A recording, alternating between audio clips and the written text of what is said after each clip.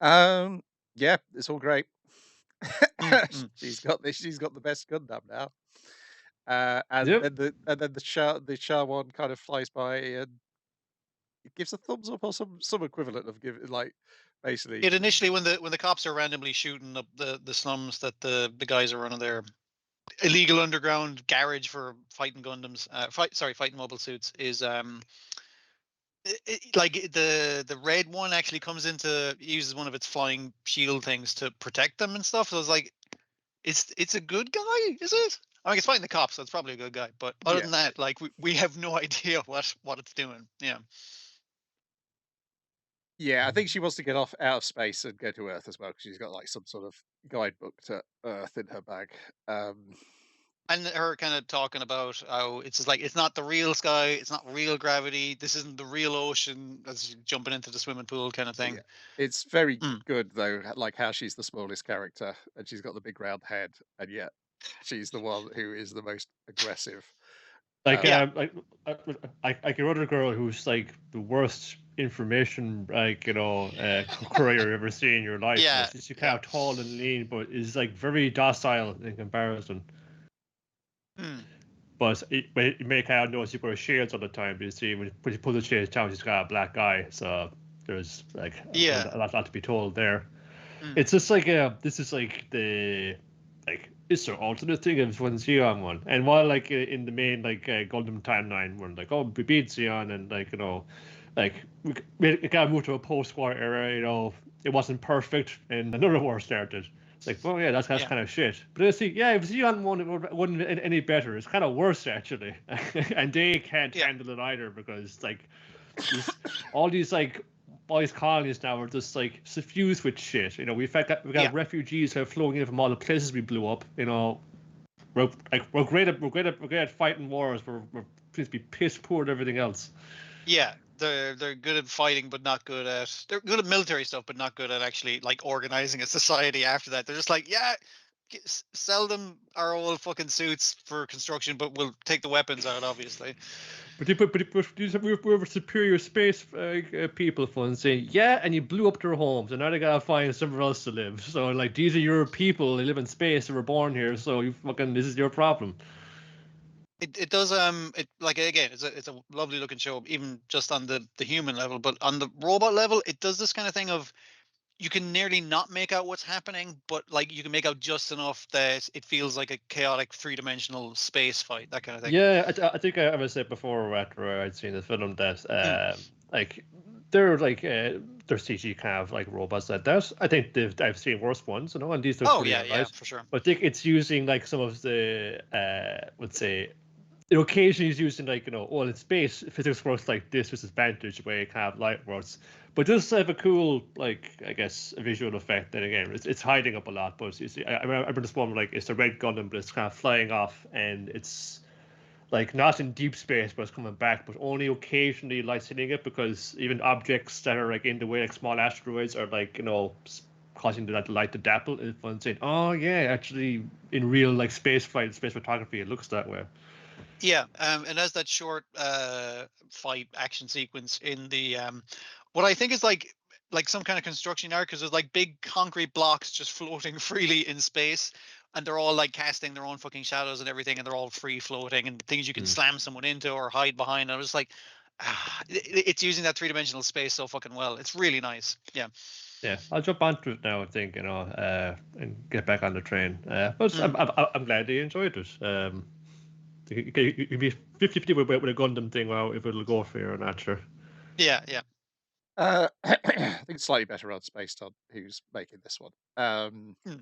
Yeah. Given that me and Yi Niall are the two people who liked Captain Captain Earth. Universe, Captain Earth, rather. Yeah.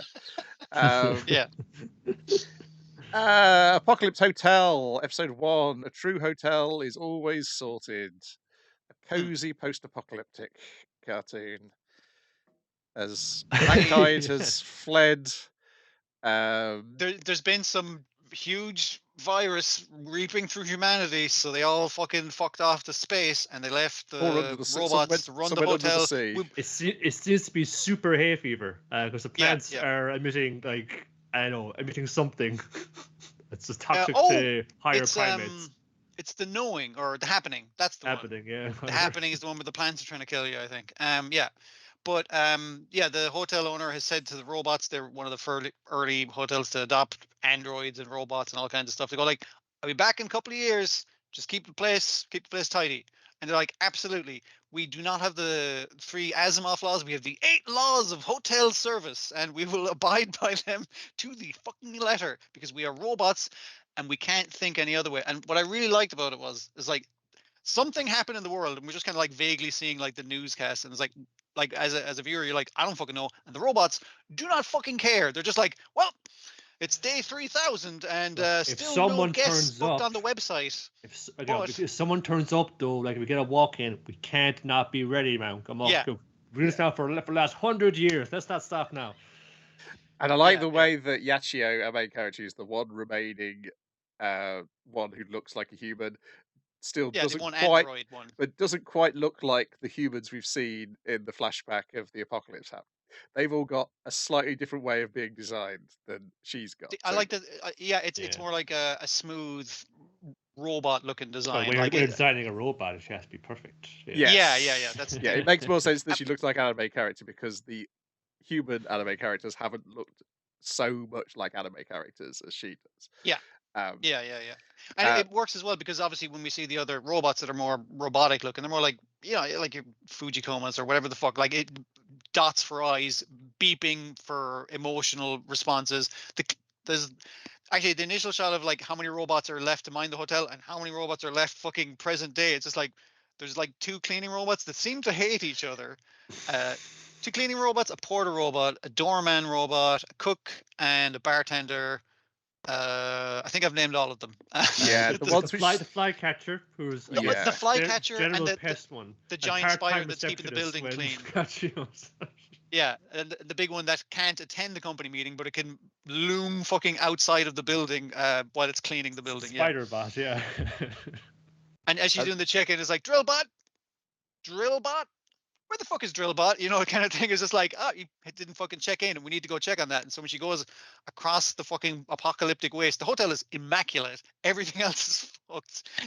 The Drillbot is, it hasn't like its battery drained or anything. It has been fucking attacked, and she's like, oh no, Drillbot's dead. Well, I'll put him on the pilot with the other guys. He's on permanent leave, everyone. Everyone's like very sad. It's like, no, it's fine. We'll continue on without him, providing perfect service for whenever a guest shows in. Today's going to be the day, guys. I can feel it. What the rest- it is. Not what that attitude, flycatcher robot. Boop, boop, boop, boop, boop. Yeah. And the bulk of the rest of the episode is about Doorman Robot and his insistence on constantly opening the door when there's nobody actually Even here. though there's no one here, he is out of coolant. So every time he opens the fucking door, he immediately overheats and collapses. And she has to go down to the river to fetch water because there's no running water anymore to cool him off on the head. And he's just like, I'm literally meant to open doors. Like I can't not open the fucking door. Like I have to open the door. It's the bit where he says, if I stopped opening the door for 2 hours, that would set me back 2 years. I gotta be on my game, man. Yeah. What if the doors need opening? And the thing that sets her off is when she's doing the regular morning check-in. At one time, the shower cap is missing, and it's like, does not compute. What do we fucking do? We need to search the fucking country for shower caps. Come on, we're going on a fucking thing. And it's like the doorman's wearing the shower cap. He's like, why the fuck are you wearing the shower cap? That needs to be in the room for if we have a guest. And he's like, I didn't want to say this. I don't like it when you throw water on me. I don't like having water thrown on me. I would prefer coolant, but I get it. So I just put on the shower cap so my head gets a little less wet. And she's just like, okay, the hotel's ruined. I failed my program. I'm freaking out, man. I'm freaking out. But fortunately, a guest comes through the door. Someone walks in. Oh, thank you. Hold on. Welcome. Hat, that long flowing coat, could it be the manager? Could it be like the owner of the hotel? He said he'd come back. He always said he would. Give us a good review on the website. That no one's checked in on the website in decades now. It's ridiculous. I like that the silhouette is initially clearly Abraham Lincoln, but then her mind goes to the owner, and then it is who some does sort not of have weird, that silhouette.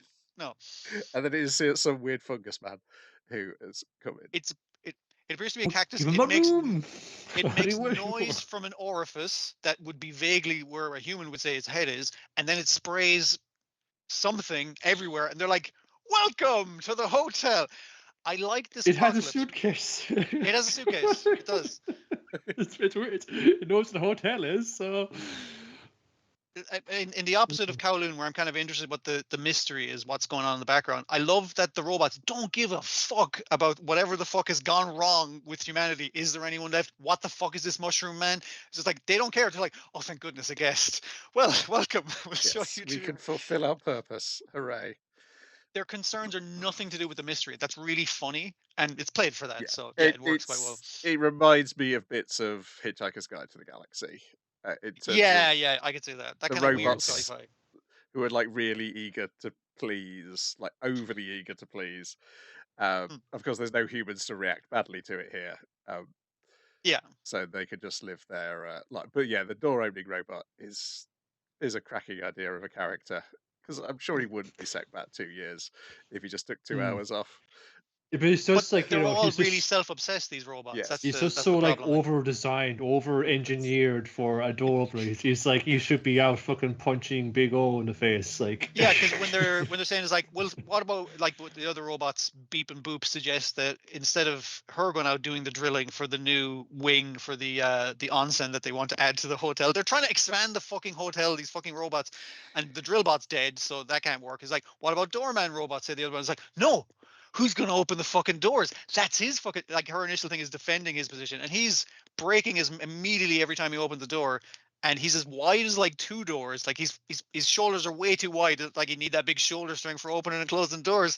And he's so delighted when he opens the door to their first guest in I don't know how many fucking years. And then he century, at immediately least. fucking collapses over because Because most of the robots feel not designed for practicality, but to show off that we've got robots in this hotel. yes, yeah. It's to show how fancy the hotel is, but I mean they kept it running. I gotta give them that. Maintenance spider bot, you know, is doing some good work with a power washer outside. You can get up pretty high, you know. Yeah. Yep, this was good stuff. We got the promise of a family of Tanuki moving in as well from the credits. Yeah. Of which I hope for other weird things like mushroom men, but you know I'll take Tanuki. That's Oh, fine. like I thought they're all gonna be some kind of like, oh, robots meet your kind and live in the hotel together. And say, no, we're gonna open with fungus mutant. It's like, okay, Yeah, we'll cook as other guys, you know. and I think these Tanuki are going to turn out to be aliens who are Tanuki as well from the character descriptions. Oh, I thought they were going to be mutated humans, that like humans mutated to become raccoons, or raccoons mutated into humans, like higher evolutionary kind of thing. It's only been 100 years, so I don't know how much that could happen. But obviously enough for a fungus man to sprout yeah, up. But, you know, they got weird life cycles. Oh, and again, this is another show which looks great. I love this one. Yeah, like, and it's another fucking side game's original idea. Yeah, you could do anything. Yeah, all that horse girl money rolling in. If it gets us this, I'm fucking fine with as many horse girl merges they want to make, man. That's fine by me. Let them keep on going on, like, you know. Yeah. You can't quite pin them down to anyone. They make this kind of character. Well, you know, they make one, pin them down to one kind of character that they make. But everything else is just like, it could be anything. Yeah, They're more relativists. They're capable of anything. Then we've got Chibi Anguirus' True Feelings, Chibi Godzilla Raids Again, Season 2, Episode 48, of which I've done something to my YouTube, and the subtitles have now become massive, and I don't know how to make them small again. What? I didn't even know you could change the size of them. No, I did. Chibi subtitles. Yeah, I need them to be chibi again. They're at the hotel misinterpreting Chibi Anguirus' noises, and then he's correcting Chibi Godzilla is of the opinion that they're simpatico. I know exactly what the fuck he wants off the menu, and he orders the worst things off the menu, obviously. Yes, and then the social media comments that Chibi Anguirus are indeed his true The feelings. passive-aggressive ones as well, because he's not saying it directly. He's saying it's like, yeah, those were really good. I really enjoyed that. It's just like, you know, snark from his Twitter, basically, or whatever the fuck they're using. Yeah. Anyway, that was Chibi Godzilla. On to me and the Alien MuuMuu, Episode 1, have to leap through a few hoops to watch this, I think, because I don't think it's been licensed for Right, Yeah. I hadn't found it in time, over but I here was pressed for yet. time anyway, so Okay. This is another thing which reminded me of Hitchhiker's Guide to the Galaxy, specifically why the aliens are on Earth. Is because there was a war between. Now, these are aliens disguised as cats, but it becomes evidently clear that they are alien cats disguised as cats as it goes along. Yeah. Yeah. I'm trying to think of there was a good disguise. if all Earth cats are like directly related to these Possibly, guys, yes. because as they discover in their thing, it's like, what's the superior life form on Earth? It's like cats, and it's just like, it's not the humans. It's like, no, because humans love cats. They bow to cats. They go to work and they're like, oh, I'm stuck on the train, but now that I'm looking at pictures of cats on my phone, I feel good. It's like cats fucking own humans, and cats Yeah. don't even fucking do the work. It's great. It works out great for cats. MuuMuu is watching this while already in the form of a cat, and we Yeah. learn that, and we see flashbacks to the war on their planet because all their race has fled the planet because it blew up. The main problem with the war was, right, obviously when you went first you wanted to kill the enemy scientists, so both sides killed the most intelligent people on both sides, and now it's only the fucking dipshits left, and they blew up their planet, and they're on the spaceships. They can drive the spaceships, but they don't know how they work. Like, they don't know how Yes. anything fucking works is the main problem. And we later learn, I because he see. doesn't eat food for sustenance, he uses photosynthesis, i.e. he lays in the sun like a cat. And the war started over arguments over who was going to get the best spots to lay in the sun on their planet. The nicest fucking, where the sunbeam hits just fucking right, you know, that kind of the sweet spots. Politics. And it's So clear it from the wasn't credits that was the resources. Yeah. that there's at least two of the main cats, and then there's these like big cats in the credits as well who are not clear yet who they belong to. The main crux of what MuuMuu is doing on this planet, he's crashed his spaceship, which is a missile apparently. You can't It's a touch missile it. capable of destroying all of Japan into Yes. this college student's apartment. Don't worry, the stealth mode is on, and you can see it just constantly like entirely visible but invisible, and inside her house it's just taking on the form of the wall, which is just bulging through her window. Yes. And it's just like, okay. He's obsessed with dismantling white goods so he can report back to his superiors how they work. That's the plot of the show. Yeah. The main crux of this episode is he has dismantled her microwave. Yes. And it's like, how does it work though? And she's like, well, I can look it up online, and then she'll explain it, and he'll be like, do you understand what any of that means? And she's like, no, I'm just reading the Wikipedia entry of it. I don't know how microwaves work really. But they discover how microwaves work through the episode. Yes. While he's kind of ruining her life essentially, because he also takes apart her fridge. Yes. Yeah, he takes apart her fridge from the inside, which is really impressive. Again, that's about how cats want to get into fridges if you give them a chance. Yeah, so the aforementioned college student, Sakurako, she has social anxiety is her big problem. Ouch. They're at a meetup for first years, like a kind of like a half boys, half girls kind of thing, to get to know each other. And she can't talk up or speak up or anything like that. She has brought her cat there, I presume, so he doesn't take her fucking apartment apart while she's away, basically. Sorry, her cat. She's brought her ruler with her. But he's just like, just fucking talk up, just speak up, just fucking let him know who's boss. Like, she's like, no, I can't do it, man. I'm really socially awkward. And they're like, who are you talking to? And he's like, you don't have to talk to me out loud. We can talk using telepathy. Yeah, I'm not talking right now. I'm talking into your mind. Like, I'm reading your mind. So just say it in your head. Don't have to talk out loud. Don't have to seem like a weirdo who's talking to a cat. She keeps forgetting that constantly. So yeah. Yeah, and she's being bullied by a girl in her year who's making her sign in for their lectures while she goes on dates. While she tries to make out with a boy in the dark. Let's find someplace dark, she says to her boyfriend, kind of thing. It's just like, okay. And eventually pushes it too far, and said boyfriend pours a drink over her head and apologizes. And he's like, you have a great relationship with your cat, because, boy, my cat just doesn't treat me the same way your cat's treating you. And we know from the credits that he also has a cat with a zipper on its back. So presumably there is another alien living at his house.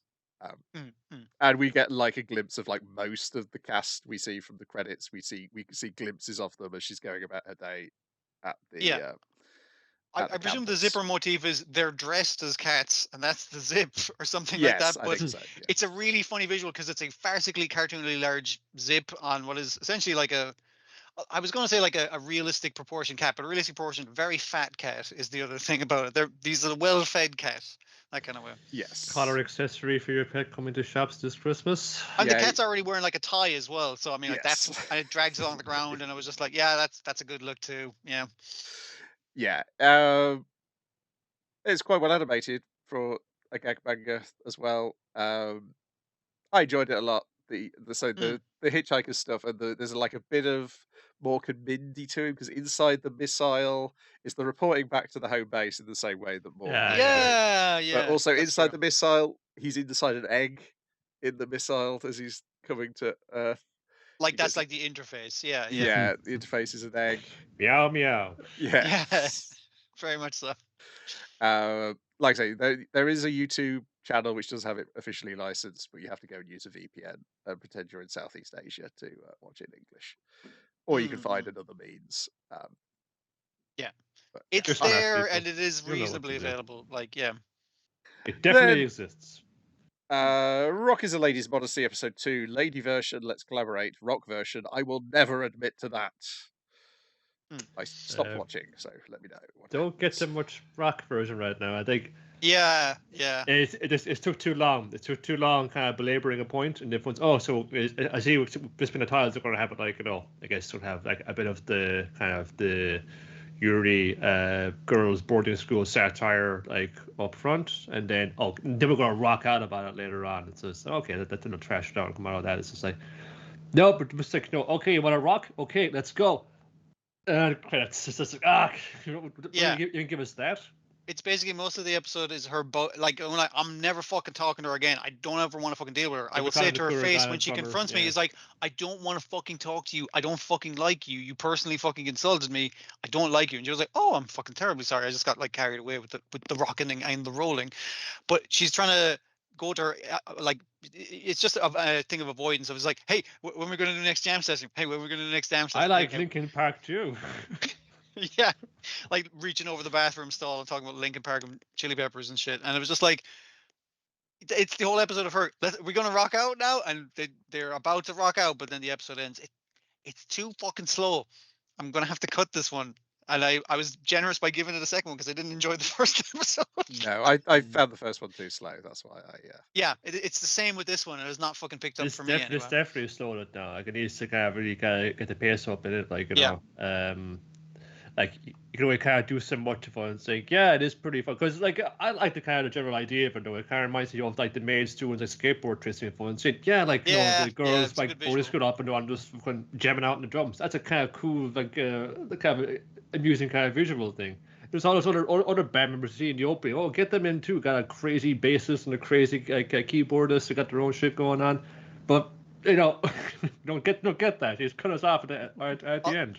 Also in the opening, they're like animated doing the rocking and the rolling. There's like, it's not so much that it's going like they're technically doing all the correct finger motion and stuff. It's just like adding extra scratchy lines to it. It's like there's energy to it that wasn't there in the fucking thing the last episode where they were rocking out. I was just like, because that felt really stiff to me. Whereas this opening was like, yeah, you can depict music excitingly, but you've chosen not to do that for the show. I'm sure it can, and maybe it will. Like, how long are we getting this band together? Like, how long I gotta wait? Like, yeah.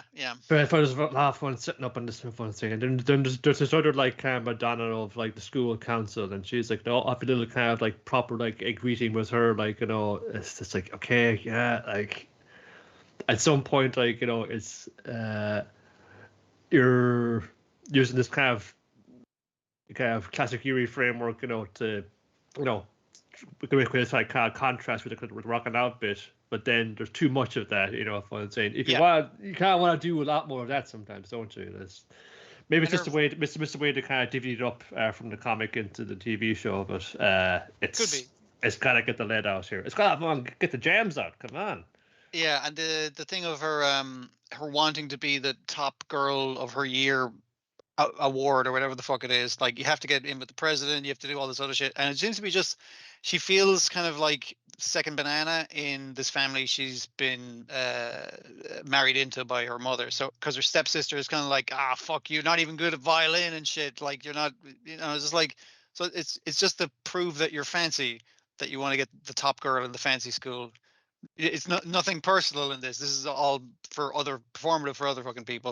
And obviously that's going to be the thing. You got to rock and roll for yourself, blah blah. But it's taking so fucking long to get there, Like or even to do the setup to get there. I look back on it when it ends, see if it just kind of builds and builds and just kind of keeps the momentum going to the end. But I thought like maybe from the jump it would be a bit more like I suppose in my mind the things that like are kind of like your Zombieland saga, or maybe like even Mind Like a Punch is a bit like that. We're trying to get these people together and do like put on a show. And we've seen like from a lot of the episode ones this week that it's just like a lot of them have really good opening energy that makes you go, oh yeah, I'm invested in what you're setting up here. Whereas this is taking so long to do the setup, like yeah. There's way bigger swings being taken here. So anyways, let's get on to the remainder, try and close this one out. Windbreaker, episode 15, conclusion. They beat the shit out of those lads. Yep, we learned a valuable lesson about teamwork. Also, I realised when you've got the two guys who've clearly been trained in martial arts and know to avoid blows, you realise take them out pretty clean, like yeah, those other guys are going to have terrible brain problems in old age. Just like the Afro dude loves wrestling. He's not even trying. He's just diving into the dude and just creating into a pile of boxes and lumber. Not protecting their heads in the slightest, except for the two lads. They're not protecting their heads. They're gonna definitely lose some fucking teeth, and those are their adult teeth now. I was just like, come on, lads, you can't be doing this the whole time. But yeah, the emotional part of it is the leader of Keel trying to make Kaji go into beast mode and join. Yeah, because you're like me, you like the violence, and it's like no, he's not into like this sadomasochism that this guy is. And I like to talk over that in the credits. Like, well, you were smiling when you were fighting him, and he was smiling when he was fighting him. It's like, no, it's different when we're into the fighting. That guy's doing it like a creep. Well, we're basically going fucking say, I'm not going to stoop to your level and like, fucking just like completely fucking murder you. I'm just going to beat you and go home. But you say protect the town, but you use violence to protect the town. You were caught in biological trap. It's just like, yeah. Shut up. You're just trying to get wiser people and wind them up. So he gets punched out. Yeah, unfortunately, it only took him 9 punches to bring him down, not the 10 that he promised. In the last episode. And I can't punch you now that you're unconscious on the floor because it's like, oh, that's a cheap shot. Like, yeah. Yeah. And it's the idea that he does go partial beast mode, but he has it under rein. Like he's been taught how to use it, and that's the thing he's positive about. You see on the other side when Suo almost just outright wastes the dude. He's like obviously he's actually abnormally calm and Stracker's got fun. Hey man, we fucking won. You don't need to fucking just finish him off. Like leave it be. Fun said. Sorry, I got carried away. Like he's not damaged or anything, but obviously he's gone full into the killing arts that he clearly fucking knows. I did appreciate our big dog boy. Just kind of like he's got that one move. If he catches a hold of you, he's gonna slam you into the floor, and then you're done. He's basically like the fucking Kiryu's beast fighting style from Yakuza. Yeah. Yes. It's just like it's one move he has, but it's he's done it twice, and I've enjoyed it both fucking times thoroughly. So I'm looking forward to more fights with him where he just immediately slams the guy into the floor, and that guy's gone. Like that guy's done so. Yeah, I think it's because of the street fighting. It reminded me of the Like a Dragon games, right from episode 1, and more and more, that is the beast mode, and then like some of the other guys' fighting styles are other styles from across the franchise. It's wonderful. It's just a whole load of fighting going on. And there's a lot of scenes when this giant melee is happening where a couple of characters have the moment to go, hey, we're having a little conversation now, and it's just like, how do you have time to have a conversation? There's fighting going on right now with these woof woof. But sometimes they stop and talk, and it was just odd to me. Like, and then they have to explain to the guy who they did all this for not to feel bad that we did it for you. Just accept that we did it for you. Yeah. Except like it's like you want to do this thing because like you're not. I'm joining this gang, man. You can't stop me. And it's like yeah, but you're not considering other people's feelings. Like that's important too. That's the thing we learned from beating the shit out of each other. Do you see what happens when you don't confide in your friends? You see what just happens in there. There's 50 fucking people on the floor. In pools of their own blood. Then we got Fire Force Series 3, Episode 2, Prisoner. What happened here? Are you caught up at all, Niall? Oh, I don't. I'm not gonna have time to get caught up on this. What are you talking about? Well, you want to Okay. stop being caught up on this, Dwayne, and we can leave this off the docket. I'll go into this one. Like I'll just go Well, really you made quickly your through it. background. It was worth it, right? Yeah, no. I was really amused by it, but not a lot happens in this one. I forgot to say the head of the fourth fourth Fire Force division, the school one, the bondage guy, he gets fucking murdered last episode, and he got like strung the fuck up and covered in spikes, and they're like clearly a case of autoerotic asphyxiation, and it's just like no, he couldn't have. He taped to the ceiling, covered in spikes. How the fuck do you think this happened? But it's obviously like the Fire Force is now massively corrupt. You gave it a real good go this time. Wow. Also, I couldn't remember the guy's name who runs the first. His name is Captain Burns. He might as well have been called Mr. Fire. I can't believe I didn't remember his fucking name. Anyway, well, Mr. Burns is his father. It's already taken. Yeah. So he meets up with I can't think of the psychic one's name again. Hauma. And she kind of talks to him. He's like, I didn't mind wipe you. I was gonna if you didn't fucking listen to me, but I have convinced you that our God is also your God, so you're definitely going to burn the world down. He's like, yeah, absolutely. I'm on your guys' side now. And I do like the way her psychicness is represented by like the words of his ideals appearing around him as she's manipulating the conversation in her favor. And I was like, that's pretty good.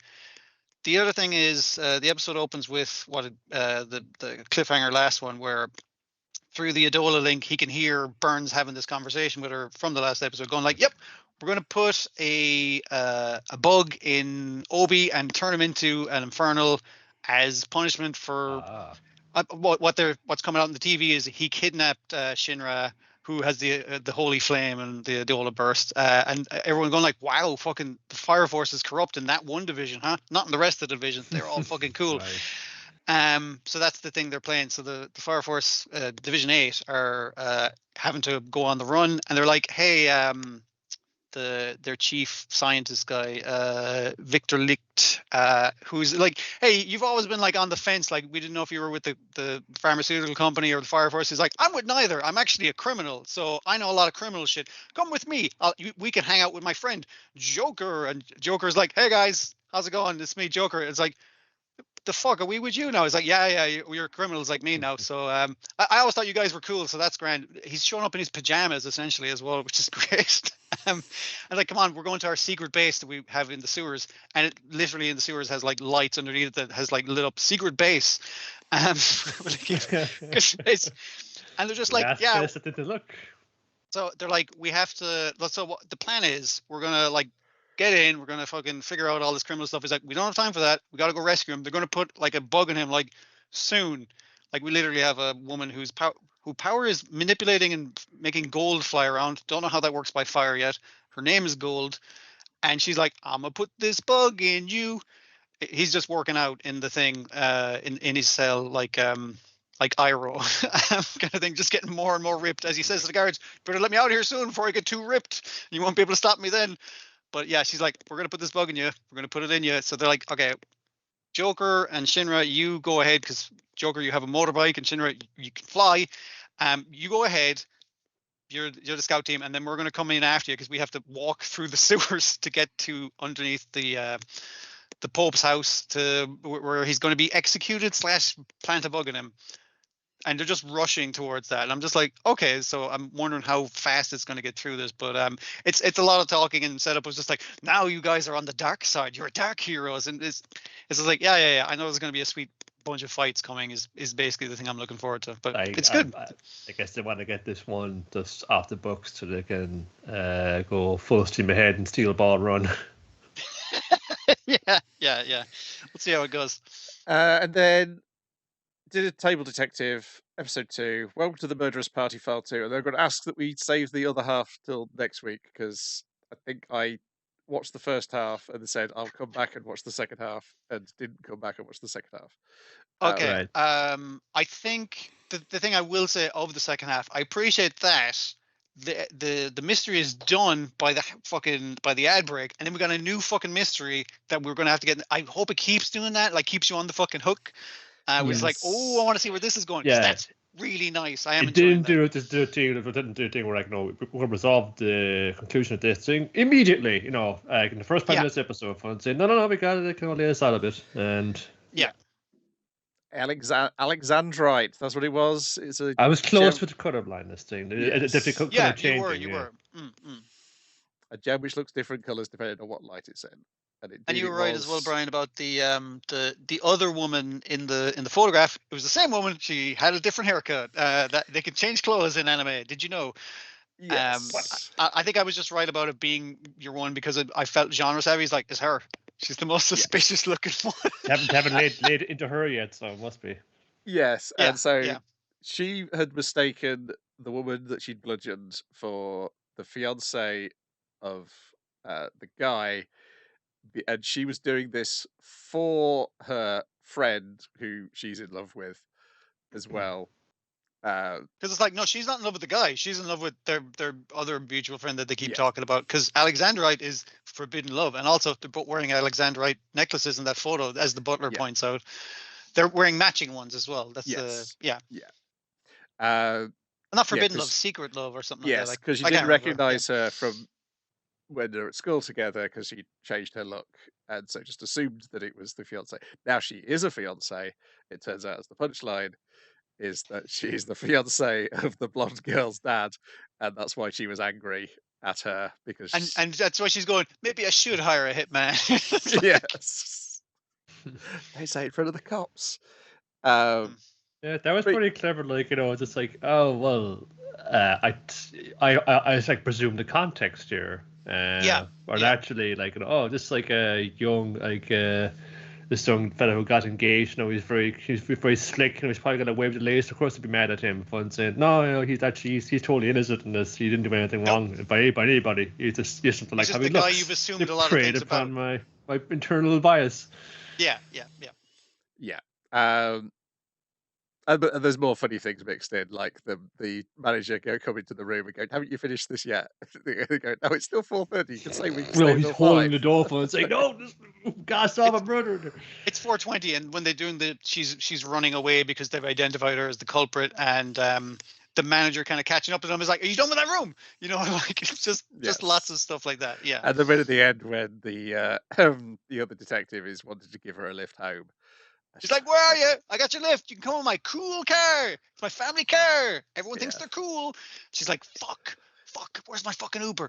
And the butler puts in, is like, "Madam," I was like, wait, what's your deal again? It's like, well, if you don't want me to be your butler, I guess I don't need to give you a lift. And she's like, shit. If she's trying to, like, you know, like, you know, don't want to get in the car with your man, but one, like, be also trying to keep a low profile. It was like driving off in a limo, really got a low profile for Alexa. It's got the tinted windows. She won't be fucking seen as long as she sneaks in. The butler pulled in a way she could, like, sneak into that thing pretty. Just bundle into the back. I didn't see enough of the next one to know that she wants to be dropped off around the corner so that he doesn't. No, the butler specifically says, like, "Do you want me to drop you, like, fucking, like a bit of a walk away, so it doesn't look like you're coming from this?"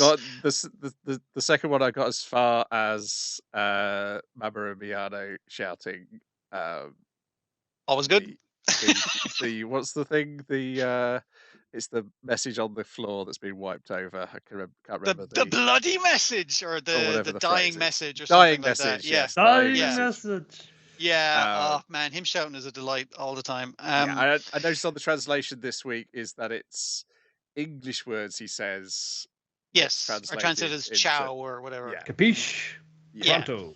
Well, I guess to get translated into Italian. Yeah. But yeah, I didn't see enough of the other half to comment on it, so I'll have to leave that till next week. That's fine.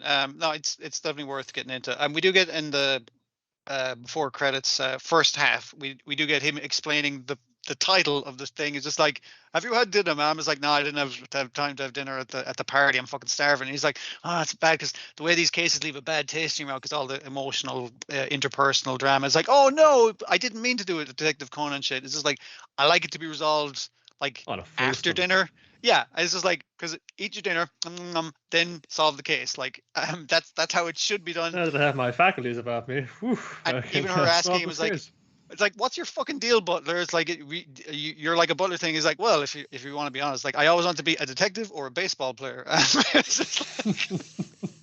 But you know, I'll fucking take buttling, and that's fine. Yeah, and the other thing I think in the second half of the episode, which you'll see, like, he's not involved in the case yet, but she's going to have to call him on the phone to solve the case. He's currently making dinner in the most sinister way he possibly can. It's good. Very Hannibal-esque kind of preparation going on. Yeah. That's it for this week. How do we make this smaller? How? Well, unfortunately, we've got another thing. We've called a few right now. So we've got to go lose a Ranger to watch as well. Yeah, that's the trouble. We also got more things coming in the pipe. It's a bank holiday. Got extra days. I used to watch these things. Fun. Or you can just watch the things you want to watch and not watch things you don't find time. There's but one, I want to watch them all. I know that's the issue. I've already watched some things. I know they're staying on the list. The things I rushed to watch. That's is a lot. probably the thing I should think already. about. Yeah. Which is obviously Ganga Biyor Go. I've straight away rushed to watch that because it's only 3 minutes long. Very easy to fit. I had to stop for the same reason. Yeah.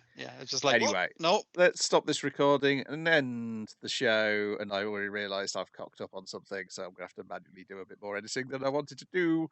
Ta-ra for now. Go Teams! Oh, that wasn't Teams' fault. That was OBS. That's and Brian. Go Teams! Hopefully, I don't swallow a fly every episode.